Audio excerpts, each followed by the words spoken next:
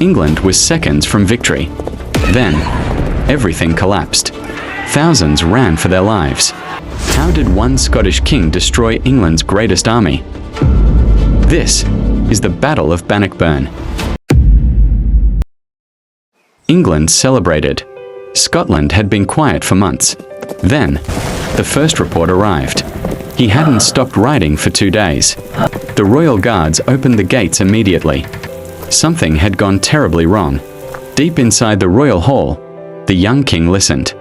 "Your Majesty, an English garrison has been wiped out." The room fell silent, but Edward wasn't alarmed. One lost garrison meant little to the King of England. Scotland had rebelled before, and England had always crushed it. Days later, another rider appeared. This time, another castle had fallen. The reports kept coming. Another garrison destroyed. Another commander missing. Every report carried the same name: Robert Bruce. Scotland had found a new leader. England still believed he could be stopped. But Robert Bruce wasn't fighting like William Wallace. He wasn't trying to win one battle. He was taking Scotland back, one castle at a time. Robert Bruce never fought England on its terms. Instead, he disappeared into Scotland itself. English commanders searched everywhere. They found nothing, because Bruce had already moved. He struck only when victory was certain. Before sunrise, another garrison fell. Before noon, Bruce was gone again. England was chasing a shadow. Every victory made Bruce stronger. Warriors flocked to his cause. Men exchanging farming tools for spears. Hammers rang without pause. Scotland was rising again. Meanwhile, more bad news reached England. English soldiers was being captured alive. Another castle, lost. Another supply convoy, destroyed. The reports no longer sounded like rebellion. They sounded like war. For the first time, the young king hesitated. Robert Bruce was no longer hiding. He was reclaiming Scotland, piece by piece. And England was running out of time. Bruce knew he couldn't defeat England by chasing every castle. Instead, he chose one target. Stirling was more than a fortress. Whoever controlled Stirling controlled the road through Scotland. Bruce surrounded the castle. Inside, the English garrison waited. Supplies were disappearing. Every passing day brought them closer to surrender. Then, a desperate agreement was made. If no English army arrived before the deadline, Stirling Castle would surrender. It was a gamble that challenged the King of England himself. Days later, another rider reached London. "Your Majesty, Stirling Castle will fall, unless relieved by your army." This was no longer another rebellion. It was a direct challenge to the English crown. Edward's answer came without hesitation. "Summon every lord. Gather every knight." England marches to Scotland. The greatest English army in years was beginning to assemble. Robert Bruce had thrown down the challenge, and Edward II had accepted. Years before Bannockburn, before Scotland rose again, Robert Bruce stood at the biggest crossroads of his life. Scotland had no king, only rival nobles fighting for the crown. One man stood between Bruce and Scotland's throne. Bruce asked Comyn for one thing: "Stand with me, and we can unite Scotland." Comyn refused. Neither man reached for peace. The argument grew louder.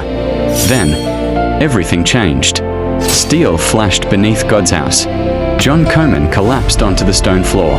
Blood spread across the ancient stones. Bruce stared in disbelief. There was no turning back. By killing Comyn, Bruce had chosen his path. To England, he was now a murderer. But to Scotland, he was either its future king or the man who would destroy it forever. One thing was certain: Robert Bruce could never return to the life he once knew. The crown would now be won only by war. 6 weeks after the murder, Robert Bruce made the most dangerous decision of his life. He would claim the crown of Scotland. Many of Scotland's most powerful nobles refused to come. Some called Bruce a murderer. Others swore loyalty to England instead. Bruce looked around the hall. The kingdom he wanted to save was already divided. Then, the ceremony began. The ancient crown was lifted. Every eye watched in silence. Robert Bruce was crowned King of Scots. For one brief moment, hope returned. But hope did not last. King Edward II was furious. Bruce has crowned himself king. But Bruce faced an even greater danger. His enemies were not only in England. They were hiding inside Scotland itself. Bruce wore the crown, but he had yet to win a kingdom. The crown rested on Bruce's head, but much of Scotland refused to recognize its new king. Outside the palace, Scotland was already breaking apart. Some lords pledged loyalty to Bruce, others openly rejected him. The kingdom had two enemies, England and itself. A civil war had begun, village against village, clan against clan. Bruce wasn't fighting England yet. He was fighting for the right to call himself king. Every victory earned another enemy. Every defeat encouraged rebellion. The crown grew heavier with every passing week. A king who could not unite Scotland would never defeat England. He needed more than courage. He needed a new way to fight. Not as a king, but as a hunter. England expected another battlefield. Bruce had something entirely different in mind. The war for Scotland was about to change forever. And from the shadows, a legend would be born. King Robert Bruce had worn the crown for only a few weeks. When England struck back with terrifying speed, Bruce had little time and even fewer soldiers. He chose to fight. It was the wrong battlefield. Then, everything collapsed. Friends who had crowned him now fought only to survive. Bruce's army broke apart. Many never escaped. Bruce fled into the wilderness. His enemies hunted him without mercy. One by one, Bruce's strongest supporters disappeared. His brothers were captured. Their fate was sealed. His queen, his daughter, and his sisters were taken prisoner. Everything he loved was gone. The King of Scotland no longer had a kingdom. No castle. No army. No family. England believed the rebellion was finished. But they made one mistake. They believed Robert Bruce was defeated. The Highlands became Bruce's fortress. Every forest hid an ally. Every mountain became a shield. England searched everywhere, but Bruce was never where they expected. The hunted king had become the hunter. He refused open battles. Instead, he struck where England was weakest. Food disappeared. Weapons vanished. Garrisons began to fall, one after another. Bruce wasn't conquering Scotland. He was taking it back. With every victory, more Scots returned to his side. The king who once stood alone was becoming Scotland's greatest hope. Across England, confidence turned into fear. Bruce wasn't fighting England's army. One fortress remained more important than all the others. Stirling, the road to Bannockburn, had begun. London was no longer celebrating peace. Every council meeting brought worse news than the last. Castles had fallen. Roads had become unsafe. The treasury was bleeding. England's greatest nobles turned on one another. Some demanded peace. Others demanded revenge. For the young king, there was only one choice. He would lead the army himself. Not as his father once had, but as a king determined to prove himself. Orders spread across England. Every sheriff, every lord, every knight was summoned. England would raise one of the largest armies in its history. This would not be another raid. This would decide the fate of Scotland. Far to the north, Bruce was waiting. He did not fear England's numbers. He trusted the land. England would march exactly where Bruce wanted. The trap had already been chosen. The greatest army in Britain was already marching toward it. The fields of Bannockburn waited in silence. Robert Bruce knew he could never match England soldier for soldier. So he chose the battlefield instead. Every stream, every hill, every patch of soft ground became part of his army.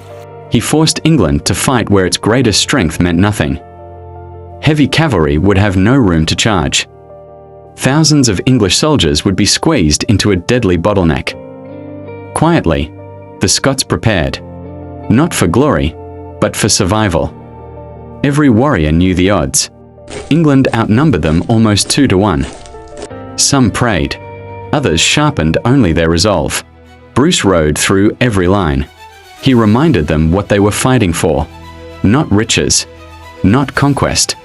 Home. Behind every spear stood a nation refusing to kneel again. To the south, the earth itself trembled. Edward II's army stretched for miles. Never before had Bruce faced such overwhelming power. His captains waited for orders. Bruce spoke only 4 words. Hold your ground. Tomorrow, history would remember Bannockburn. June 23rd, 1314. Edward II had come to crush Scotland forever. Many believed victory was already certain. After all, what could a smaller Scottish army possibly do? But Bruce wasn't trying to defeat England with numbers. He was forcing England to fight on his battlefield. Every step forward became more difficult. The mighty English advance slowed. Confusion spread before a sword had even been raised. Then, one English knight saw his chance. If he killed Bruce, the rebellion could die with him. Thousands stopped to watch. Bruce never moved. At the final moment, he stepped aside. One swing changed everything. England's champion crashed to the ground. For the first time that day, England hesitated. Bruce simply looked at his broken axe. The Scottish army erupted with confidence. Across the field, English confidence quietly began to disappear. This would not be an easy victory England expected. The battlefield itself had turned against them. Night fell over Bannockburn. But no one slept easily. Tomorrow, England would face its greatest test. Dawn broke over Bannockburn. Neither army had come to negotiate. England marched first. Their confidence returned with every step. Across the field, Bruce gave only one command: hold. Wait. The English cavalry finally charged. The ground shook beneath them. Then the Scottish schiltrons moved. Not backward. Forward. The charge struck a forest of steel. Momentum became chaos. The narrow ground worked against England. The army behind continued pushing forward. Bruce saw the moment. Advance. The wall of spears never stopped moving. Panic spread through the English ranks. Some knights tried to retreat, but there was nowhere to go. Edward watched the impossible unfold. England had come to conquer Scotland. Instead, Scotland was breaking England. The English line finally broke. Some threw away their shields. Others were crushed by their own comrades. The mighty cavalry had nowhere left to charge. Everything Edward believed made England unbeatable was collapsing before his eyes. The battle had become a rout. Bruce refused to give them time to recover. The wall of spears kept moving. England's banners began to disappear. Officers searched desperately for the king. Edward had one decision left: live or die beside his army. He turned his horse south. The King of England was fleeing. The soldiers who saw him lost all hope. The retreat became a stampede. The River Forth claimed many lives. Others never escaped the battlefield. One of Europe's greatest armies had been destroyed. Edward escaped, but England would never forget Bannockburn. As the sun climbed over Bannockburn, the fighting finally stopped. The greatest army England had ever sent into Scotland was gone. Those who survived fled south. King Edward escaped, but without victory, without glory. Behind him, Bannockburn belonged to Scotland. Thousands had died. On both sides, victory had come with a terrible price. But for the first time in years, Scotland stood together. The king who had once fled into the forests now stood before a united nation. England's grip on Scotland had been broken. Across the Highlands, church bells rang. Families welcomed sons who had survived. One battle had changed everything. The victory at Bannockburn echoed far beyond Scotland. Hundreds of miles away, England waited. The empire Edward I had spent 30 years building had suffered its greatest defeat. For the first time in a generation, England was no longer feared. Edward II had not only lost a battle, he had inherited a crisis. Bannockburn had ended England's dream of easy conquest. Now, the kingdom would begin tearing itself apart. Next episode, the fall of a king.